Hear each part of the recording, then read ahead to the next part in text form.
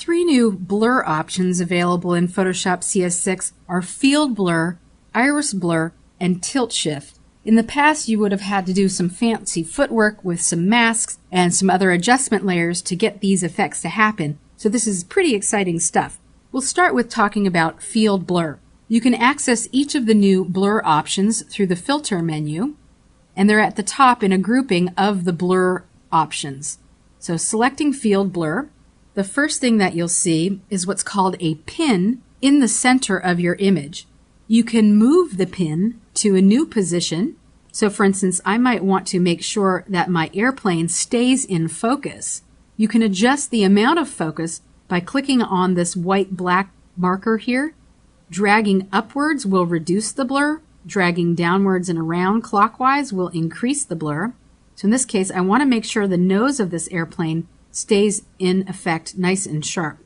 I can add as many pins as I like to my document, so I might also place a pin here. So I'd like that part of the plane to stay sharp. I'd like to put a pin here. I want that part of the plane to stay sharp. I basically want the whole airplane here to stay sharp. To reposition a pin, you would just click on the center point and drag it into its new position. So now I've set the areas that I would like to stay in focus, and now I can add additional pins to set the blur. So I'd like this area here to be blurred, and I could increase the amount of blur. And I think I would probably do that because I don't need you to see whatever that shape is in the front. I would also like to blur this area in the back. Maybe move that over a little. And then I could add as many pins as are needed.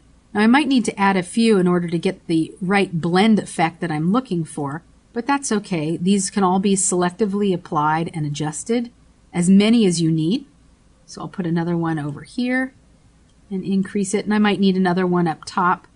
And for that matter, I might also want to put a pin right on the tail of the plane, and even though it's close to the tail of the plane, the rest of the stuff behind will be blurred out. I could also put another pin right here to blur those areas. And maybe another guy over here. Maybe a couple up in the sky to make sure that those areas are nice and blurry. And you can toggle the preview on and off to make sure that you have it looking the way you want it.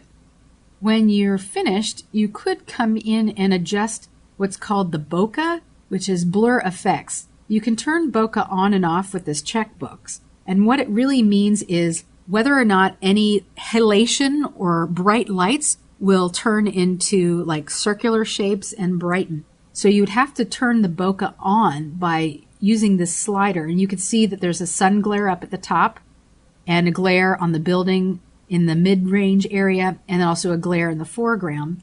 And you could adjust the bokeh color, so that would intensify the color. It's like changing the saturation. And then you could also adjust the light range of the bokeh. So this particular image isn't a very good one to test bokeh on, but it would be if you were taking maybe a shot at night with some lights off in the distance and you can have some nice circular shapes going. So also with the blur, you can adjust any selected pin by using this slider here. And when you have everything ready to go, click OK. Now remember, this is a destructive edit, so if you wanted to retain your original, you would convert your image into a smart object before, but I can toggle undo the way it was before, the way it is after, to compare and see how I like them. Let's move over and talk about Iris Blur. Iris Blur is similar in that you'll be dealing with pins. I'm just going to duplicate this layer so we can toggle between the before and after. And we have these cute little otters here. And if we select Filter, Blur, Iris, we can modify the focus to be just on the otters and not so much on the background, which was already a little bit blurred, but not quite enough. You can increase or decrease the size of the iris. And if you click right here on this little square, you can go between a rounded rectangle shape and an oval shape. The shape can be opened and closed, and these little markers here can be you can slide them in and out to set the area for the blur. And then just like before, you can increase or decrease the blur outside the circular area. And if you need to reposition, just click and drag right in the center. So I might do something like that and then increase the blur so that the focus is really on those cute little critters. Like before, you can modify the center point of your iris on the slider here. You could also play around with the bokeh.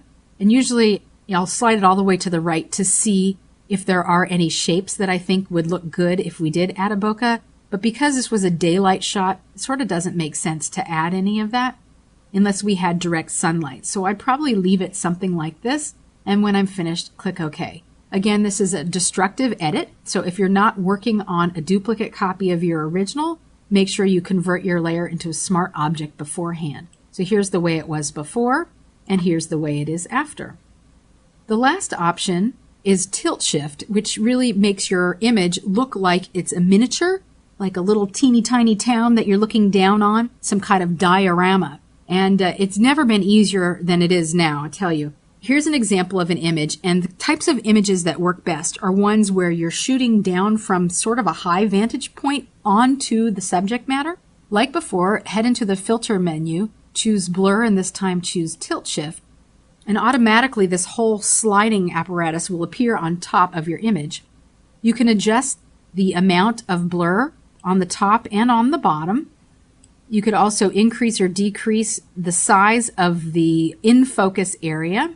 And then you can reposition the area of focus. So I might want this row, this line of boats to be in focus, but nothing below it, or maybe just nudge it down slightly more. And then I can play around with this, like I really want to have most of that blurred out, like so. And then here's the increase or the decrease of the blur. You could also do, in this case, symmetric distortion, which will make the top and bottom even. And really it depends on your image and how you've adjusted all these little sliders, whether or not you like it the way it is with or without symmetric distortion. Again, you could play around with the bokeh. Now this is a sunlight shot. You can see what's happening to the light. It's turning into these nice little circles. So maybe just a little bit would give this more of a realistic look. And then you could also change the color and intensity of the bokeh. So it almost looks like lens flare. I would probably leave it down or completely off. And then if you wanted to, you could adjust the light range up or down. Don't want to have any of that halation behind the tree in the sky. So I'd probably leave it somewhere around here. But you could also modify the slider in the opposite direction. And when you have everything the way you like it, click OK. And there you have it. Looks like a little miniature town. Here's another example just so you can see what you can do. There's the before. There's the after, another one before, and another one after.